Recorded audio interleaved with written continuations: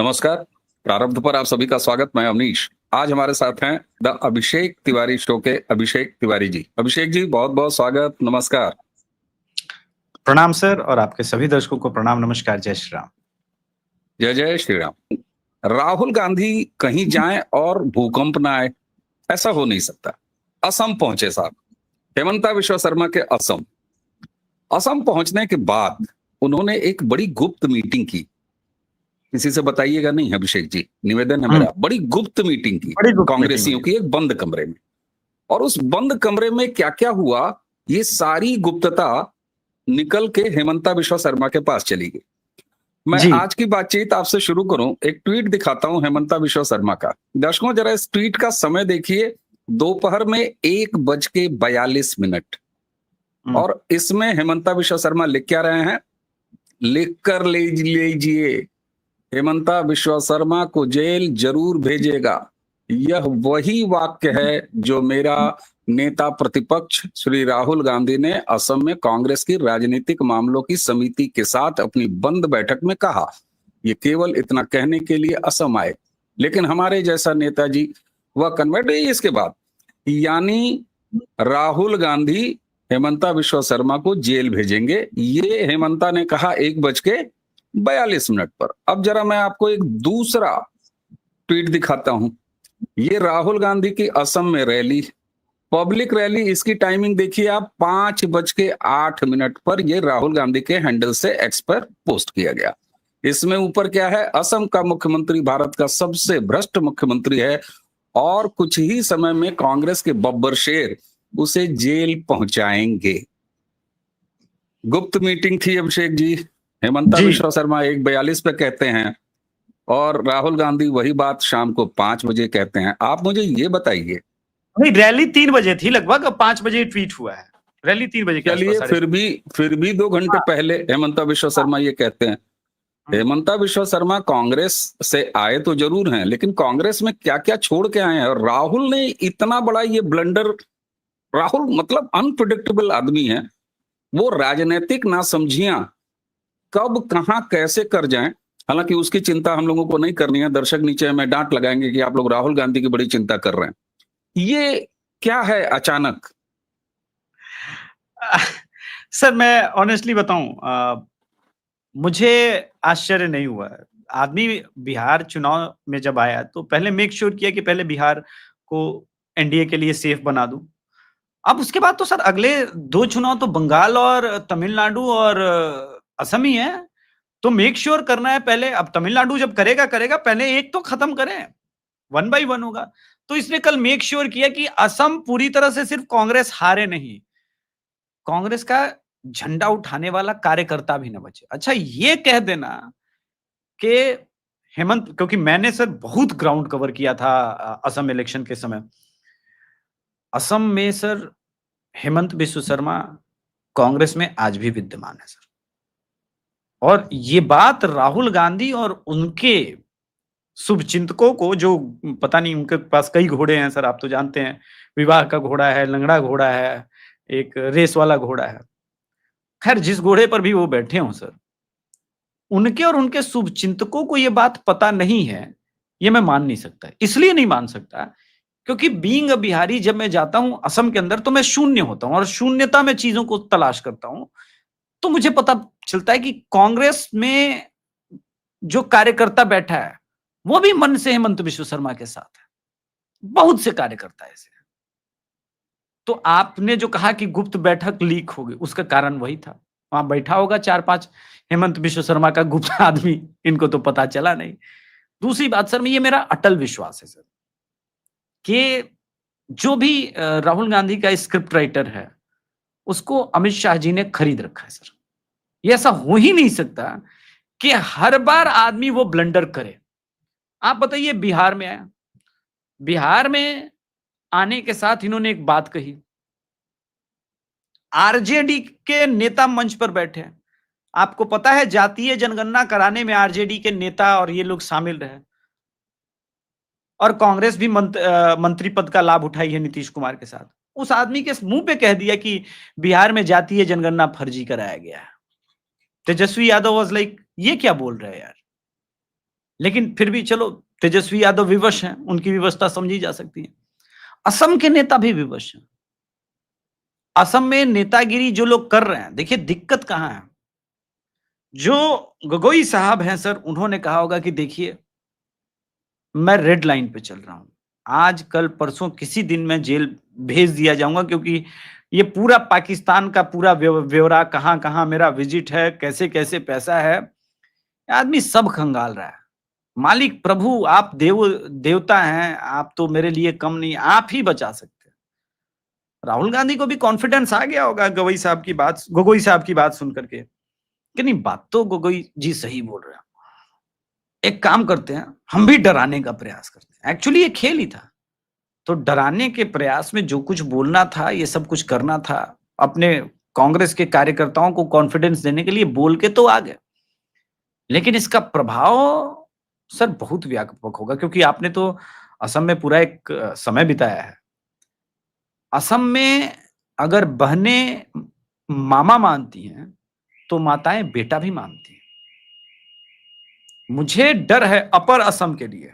देखिए बिहार में आपने देख लिया, चंपारण में एक गांधी जी के आए हुए थे, उनका स्वागत हो गया। कमाल की बात है, जिस चंपारण से महात्मा गांधी ने आंदोलन शुरू किया, वहां उन्हीं के परपोते को सही राह पर चलने की शिक्षा दे दी गई। पूरे आरजेडी वाले चिल्ला रहे हैं कि ये क्या हो गया भाई चंपारण की धरती पर। क्यों? क्योंकि चंपारण की धरती समझ गई है चीजों को। उसी प्रकार से अपर असम बहुत खतरनाक जगह पर है। वहां कांग्रेस कार्यकर्ता झंडा विहीन हो जाएगा इस पूरे प्रकरण के बाद। और मैं जो कहना नहीं चाहता हूं उसको लोग इशारों में समझ ले। जो घटना जॉर्ज बुश के साथ एक समय प्रेस कॉन्फ्रेंस में हो गई है, उसकी बहुत संभावना है कि कांग्रेस कार्यकर्ताओं के साथ चलते फिरते रास्ते पर हो जाए।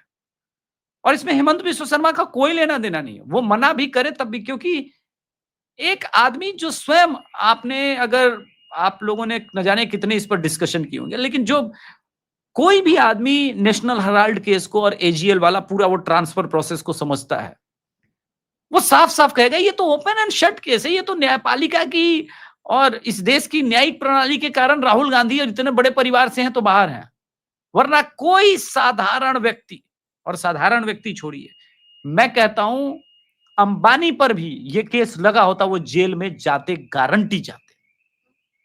लेकिन चूंकि राहुल गांधी है, गांधी परिवार से, तो वो मिला हुआ है उनको, और संभवतः सरकार भी नहीं चाहती यार इसको जेल भेज करके वो सिंपैथी नहीं क्रिएट कराना है। हमने देखा कि उस प्रकार की चीजें जो होती है फिर वो सत्ता में वापसी का कारण बन जाती है, सिंपैथी और इन सब के कारण। तो चाहते भाई इसके साथ वो ना मिले, वो भी एक कारण हो सकता है। लेकिन असम में ये बोल करके जाएंगे, मुझे थोड़ा सा आश्चर्य भी होता है और विचित्र बात है सर। लेकिन अब मैं एक बात यहां से, एक इंपॉर्टेंट बात कह के इसको अभी अगले क्वेश्चन पे जाऊंगा, जब कि समझ नहीं पा रहे हैं गोगोई साहब कि वो किस मुसीबत में है, और सिर्फ अपनी पत्नी के कारण है ऐसा नहीं है। एक अपडेट असम में अधिकारियों के पास, मुख्यमंत्री के पास ये भी है कि कितने लोगों को मदरसों में ट्रेन कराया गया और ये सब कराया गया। तो मुझे लगता है कि गोगोई साहब को बचाने के चक्कर में पूरी कांग्रेस यूनिट की, और ये पूरे 7 सिस्टर से सर, पूरे 7 सिस्टर्स से विदाई का समय तो है, वैसे विदाई हो भी गई है, त्रिपुरा में भी हो गई है, लेकिन अब जो बचा खुचा थोड़ा बहुत कहीं था वो भी समापन की तरफ जाएगा सर। बिल्कुल। अच्छा, एक चीज आपने जो ये कहा कि गोगोई का डर, वो तो सामने दिखाई दे रहा है, और जिस तरीके से हेमंता वार फुटिंग पर लगे हुए हैं, और हेमंता के काम अगर लगातार आप देखिए देखिए ना, आप हेमंता के साथ उठते बैठते हैं, ना हम हेमंता के साथ उठते बैठते हैं, लेकिन किसी आदमी के काम करने का जो तरीका होता है और जो उसका कमिटमेंट होता है काम के प्रति, वो बता देता है कि बंदा किसी भी टॉपिक पर या किसी मामले में कैसा एक्शन लेगा। तो हेमंता इस काम के लिए जाने जाते हैं। हेमंता अदालतों में चैलेंज नहीं हुए हैं उनके फैसले, ये भी एक बड़ी बात है। अब यहाँ पर आपने कहा, और शब्द आप देखिए, अगर ट्वीट जो शाम के 5 बजे है राहुल का, उसमें क्या लिखा उन्होंने, बब्बर शेर। तो ये बात आपकी बिल्कुल सही डिकोड होती है कि जब एक डरा आदमी होता है, ज्यादा डरा हुआ आदमी होता है, तो वो जबरिया अपना कद बड़ा करता है, अपने आप को खूंखार बनाने की कोशिश करता है। दाढ़ी मूछ नहीं है तो कालिख लगा के दाढ़ी मूछ बना लेता है। ऐसा होता है ना, बच्चे करते हैं ऐसा। करते। यहाँ बब्बर शेर कहना उनका साफ समझ में आता है। आपने नेशनल हेराल्ड का मामला कहा, यहाँ आपको ऐसा नहीं लगता कि गगोई के बराबर तो छोड़ दीजिए, गगोई से कई गुना ज्यादा खुद राहुल गांधी डरे हुए हैं, क्योंकि राउज एवेन्यू कोर्ट ने चार्जशीट पर मामला सुरक्षित रख लिया है और अब दिन कितने हैं, 17 तारीख है, 29 तारीख को फैसला आएगा। तो ये बिल्कुल। एक कॉमन डर ऐसा है कि डर की वजह से राहुल गांधी वहां पर एक्सटेम्पोर हो गए। नहीं, डर तो है ही। और देखिए, मैं तो मोदी जी के भाषण को आज भी बहुत ध्यान से सुनता हूँ। मोदी जी ने सदन में कहा था, तुम्हारे इकोसिस्टम को मैं तबाह और बर्बाद कर दूंगा। इनको लगता है ना कि ये जो खेल रहे हैं जिस पिच पर, वो इनका पिच है। मोदी को पता है कि जहां पांव और क्लच बदला मैंने, और जैसे वो शिफ्ट राहुल गांधी और सोनिया गांधी की तरफ होगा, ये जितने पवन खेड़ा वो इंदिरा गांधी की तरह हेयर स्टाइल रखने वाले, अब तो गंजे हो गए, भगवान उन्हें वापस बाल दे, ट्रांसपेरेंट से होंगे तो, अगर ट्रांसपेरेंट ट्रांसफर वगैरह करा लेते हैं आजकल लोग, बाल उगा लेते हैं। पहले इंदिरा गांधी की तरह दिखता था हेयर स्टाइल। एनीवे, तो वो जयराम रमेश साहब, ये जितने लोग हैं, ये सब सोनिया गांधी और राहुल गांधी बचाओ ट्वीट करने लगेंगे। ये भूल जाएंगे जातीय जनगणना, फलाना ढिमकाना। इनका कोर्स तुरंत तुरंत चेंज होता है। ये इसलिए है कि, और नरेंद्र मोदी जी समझ गए हैं, पॉलिटिक्स में एक टर्म आता है डिस्कोर्स चेंज, तो वो राजनीतिक डिस्कोर्स को चेंज कराने में बहुत माहिर है। और कल आपने मेरे शो पे एक बहुत अच्छी बात कही थी कि मोदी जी ने एक बात कही थी, इनको समझ में नहीं आई हालांकि वो बात, कि आपको मेरी राजनीतिक समझ पर तो बिल्कुल कोई संदेह नहीं होना चाहिए। और ये बात मैं भी अलग-अलग मंचों पर कई बार बोलता हूँ कि भई, हम लोग आलोचना में कभी-कभी भावनाओं में बह के मोदी जी की आलोचना तो कर देते हैं। लेकिन मोदी जी की वो बात कहीं भूल जाते हैं कि मोदी जी की राजनीतिक समझ पर हमें संदेह नहीं होना चाहिए। और कम से कम 2002 से जो 2025 तक उनको फॉलो करते हैं, उनको देख करके तो मुझे याद आता है, इंडियन एक्सप्रेस ने एक आर्टिकल लिखा था 2004 में, नरेंद्र मोदी गेम ओवर। और पूरा डिटेल में एकदम बड़ा उस पे चर्चा हुआ था। एनडीटीवी ने ही चर्चा का दौर शुरू करके आया था। और मैं उस वक्त एकदम 12th पास आउट करके एकदम मूछे आ रही थी, तो इन सब चीजों में इंटरेस्ट लेने लगा था। मुझे लगा भाई, लगता है कि अब कांग्रेस सरकार जेल भेज देगी मोदी को, और हर वो प्रयास किया, लेकिन गेम ओवर नहीं हुआ। इनफैक्ट हर बार वो, और प्रतिद्वंदी के दृष्टिकोण से देखूं तो और मजबूत होते गए कांग्रेस के, और अंततोगत्वा वो भी समय आया जब कांग्रेस का दुर्दिन उन्होंने शुरू कर दिया, जिसको कहते हैं दुर्दशा। रावण और राम जी का युद्ध होता है, तो उसमें एक बड़ी अच्छी बात अरुण गोविल संवाद बोल रहे हैं। मैं रामचरितमानस का, मैं पहले दर्शकों को बता दूं, उदाहरण नहीं दे रहा हूं, ये जो एक सीरियल बनी थी रामानंद सागर के द्वारा, उसका, उसमें बड़ा अच्छा संवाद जिसने भी वो लिखा हो, कहा कि रावण, आज तुम्हारे पास रथ नहीं है, तुम्हारे ऊपर ध्वज नहीं है, तुम्हारे सर के ऊपर मुकुट नहीं है, जो पहला इनकाउंटर हुआ था राम और रावण के युद्ध का, और फिर भी मैं तुम्हें जीवित छोड़ रहा हूं, तुम जाओ। और रावण, इसी को कहते हैं दुर्दशा। तो जिसको कहते हैं ना नरेंद्र मोदी, कि राहुल गांधी, पिछले 3 चुनाव से तुम कांग्रेस को ट्रिपल डिजिट में लेके नहीं आ पाए हो। ये, और कभी 54 पे हो, कभी 44 पे हो, कभी 99 पे हो, और फिर भी अगर तुम्हारी पार्टी की सोशल मीडिया की नेत्री यूं करके अगर 99 सीट को विक्ट्री सेलिब्रेशन मानती है, तो गुरु, इसी को कहते हैं दुर्दशा। और अंततोगत्वा इन लोगों को रियलाइज हुआ कि हाँ, हम चुनाव नहीं जीते, हम चुनाव हार ही गए। अब इनको फ्रस्ट्रेशन इस बात का है कि हम मेंटली, सर आपके दर्शक इस बात को समझे, फ्रस्ट्रेशन कहां है। कांग्रेस का वो एंटायर इकोसिस्टम 5 साल के लिए सत्ता से जाने को तैयार तो था, किसी तरह से 10 वर्ष के लिए भी तैयार हुआ, मन को मनाया, कोई बात नहीं भाई, आ जाएंगे हम लोग, हमारे पास इतने साम दाम दंड भेद, हमारा इकोसिस्टम मजबूत है। अब 15 वर्ष हो जाएगा। दुर्भाग्य की पराकाष्ठा ये है, इनमें से कई विजनरी कांग्रेस को ये दिख रहा है कि भाई, जो आसार है और जो हमारे लक्षण हैं, हम 2029 में भी आने नहीं जा रहे हैं। इतना लंबा वेट, तो मोदी हमको भिखारी बना के छोड़ेगा।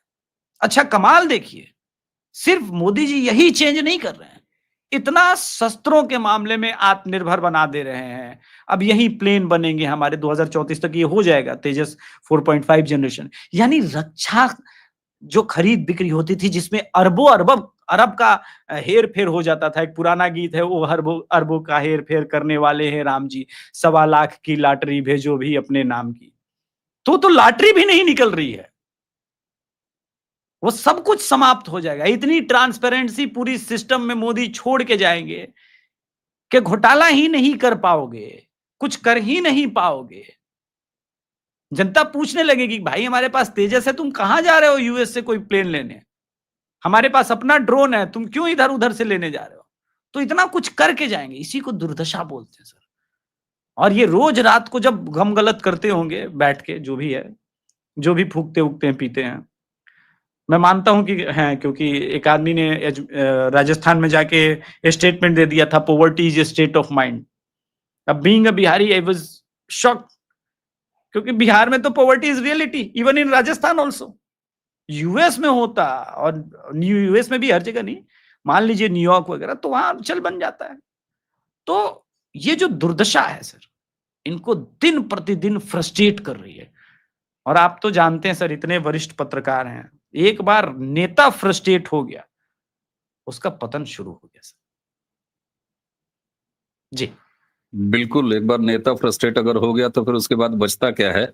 नेता से ही पार्टी होती है और नेता से ही पार्टी का विज़न होता है। अच्छा, आपने नरेंद्र मोदी के बारे में, जो प्रधानमंत्री जी के बारे में एक बात कही कि जितना ज़्यादा उनको सताया जाता है, जितना ज़्यादा ऐसा लगता है कि नरेंद्र मोदी को प्रताड़ित किया गया, उतने ही ज़्यादा वो बाउंस बैक करते हैं। मुझे याद आ गया, ओम थानवी उस समय संपादक थे जनसत्ता के, पता नहीं कैसे छाप दिया उन्होंने। मैंने एक आर्टिकल लिखा था और जो टाइटल मैंने लगाया था वो भाई संपादक की मर्जी होती है। लेकिन थानवी जी को मैं धन्यवाद करता हूँ, इसीलिए कहता हूँ हम आप एक बराबर। आप भी टेक और एमबीए, मैं भी टेक और एमबीए, है ना? आप पत्रकार पढ़े वाले, ना मैं पत्रकार पढ़ा वाला। तो ये एक मैं जोड़ता था। उसका जो मैंने टाइटल दिया था वो टाइटल हूबहू छापा उन्होंने, और वो टाइटल आपकी उसी बात को आगे बढ़ाता है। टाइटल था, अभिषेक जी, कि नरेंद्र मोदी प्रचंड विरोध की तीव्रतम सुनामी पर तैरते राजहंस हैं। और सब टाइटल था, जितना ऊंचा विरोध उतने ऊंचे मोदी। और मोदी की पूरी राजनीति अगर आप उठा के देख लीजिए, गुजरात से शुरू होकर दिल्ली तक, जब जब जितना ज्यादा कड़ा विरोध हुआ है, मोदी उतने ही मजबूत होके वापस आए।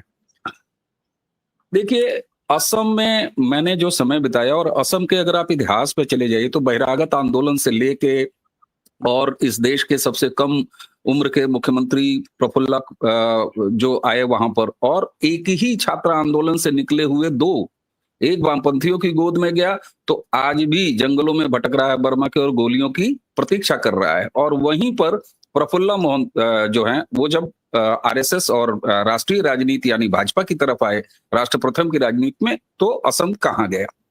असम निश्चित तौर पर हेमंता को लेकर बेहद भावुक है। मैंने एक लंबा वक्त गुजारा है, मेरे बड़े अच्छे संपर्क हैं, आज भी मेरी बात होती है। और सिर्फ ये नहीं, एक जो शिवराज जी और एमपी वाला जो रिश्ता एक हुआ था ना, मैं उससे कहीं मजबूत बॉन्डिंग हेमंता के लिए देखता हूं। और आपने बिल्कुल सही कहा, महाविनाश करने वाला काम राहुल गांधी ने किया है। इलेक्शन जीतना तो छोड़ दीजिए, अच्छा परफॉर्म करना तो छोड़ दीजिए, डरे हुए राहुल निश्चित तौर पर कांग्रेस को एक सुसाइड साइनाइड टैबलेट देके चले आए हैं असम की राजनीति में। अभिषेक जी, मैं आप कुछ बोलना चाह रहे हैं तो उसके बाद मैं जरा सा बिहार का जिक्र भी नहीं, इस पे छेड़ना चाहूंगा। जी जी, आपने बिल्कुल सही कहा कि महाविनाश पे छोड़ के आए कांग्रेस को, क्योंकि हेमंत बिश्व शर्मा जी के अगेंस्ट कुछ चंक्स, छोटी छोटी बातों को लेकर के पिछले 4-5 महीने में कुछ एंटी इनकम्बेंसी वाले स्वर उठे थे, ऐसा नहीं है। लेकिन ये सब समाप्त हो जाएगा, क्योंकि जो आपने कहा ना कि वो विरोध की तीव्रतम लहर, ये उस सुनामी वाला एक्सट्रीम था। ये नहीं करना था राहुल गांधी को। मुझे नहीं पता किस सलाहकार के कारण ये हुआ है, कैसा हुआ है। फिर आपके दर्शक हो सकते हैं कि भाई हम कांग्रेसी हैं क्या जो सलाह दे रहे हैं, लेकिन राजनीति में विरोधी हो समर्थक हो, एक अच्छी बात, अच्छी राजनीति की हम जरूर चाहते हैं कि राजनीति कम से कम अच्छी हो। बिहार और असम में एक अंतर है सर। बिहार की राजनीति में दोनों पक्ष एक्सट्रीम पर चलते हैं। असम की राजनीति वैसी नहीं है सर, जो एकदम पतित और जिसको कहते हैं ना नीचे लीचड़ वाला शब्दावली का प्रयोग, वो असम की राजनीति में इस बार पहली बार हुआ है। और मुझे लगता है कि शायद कांग्रेस ऑल टाइम लो पे जाएगी, सिर्फ इसी कारण, क्योंकि अब यहां से अब असम कुछ और। अच्छा, एक अपडेट दे दूं दर्शकों को। एक जो एंटी इनकम्बेंसी का स्वर का कारण था ना, ये भी है सर। इस लॉबी पर पिछले 4 महीने में बहुत तगड़ा प्रहार किया है हेमंत बिश्व शर्मा ने। ये जो पूरा ड्रग कार्टल है, जो मणिपुर वाया और ये सब पूरे देश में पहुंचाने का है, ये रखता है बहुत तगड़ा। और ये न्यूज मैं आपके दर्शकों के साथ शेयर भी कर रहा हूं। वो कार्टल सर, ये ऐसा नहीं है कि पंजाब तक मणिपुर तक सीमित है सर। ये पूरे देश भर में ये लोग फैले हुए हैं, इनका नेटवर्क फैला हुआ है मुंबई तक। और मणिपुर वाला सच्चाई है सर, क्योंकि मैं बिहार में भी रहता हूं, कहते लोग मणिपुर वाला माल बहुत बढ़िया होता है, कॉमन भाषा जो है। तो पहुंचता कैसे है, रूट क्या रहा होगा? तो असम वाला रूट क्लोज हो रहा है। तो इस पूरे बिजनेस में फैले हुए लोग, एक सेक्ट होगा, वो सपोर्ट कर रहा होगा, कह रहा होगा कि भाई आप आगे बढ़े चलो, इसको हटाना जरूरी है। जो चाहिए होगा, फाइनेंस चाहिए, उत्पाद चाहिए, अराजकता चाहिए, हम सब तरह से आपको सपोर्ट करेंगे। इस आदमी को असम से हटाओ, वरना हम नसों में जहर नहीं घोल पाएंगे। जी बिल्कुल बिल्कुल। अच्छा अभिषेक जी, जो आपने अभी एक बात कही ना कि चुनावी पिच पर, और वाकई चुनाव को गियर दर गियर कैसे एक्सेलरेट करते हैं नरेंद्र मोदी। और नरेंद्र मोदी जी के बारे में मैं एक चीज हमेशा कहता हूं, एक शेर है कि कौन सी बात कहां कैसे कही जाती है, वो सलीका तो हर बात सुनी जाती है। नरेंद्र मोदी जी इस बात के धनी हैं, कौन सी बात कहां कैसे कब कही जाए, किसकी प्रेजेंस में कही जाए, तो वो ध्वनित होती है निश्चित तौर पर।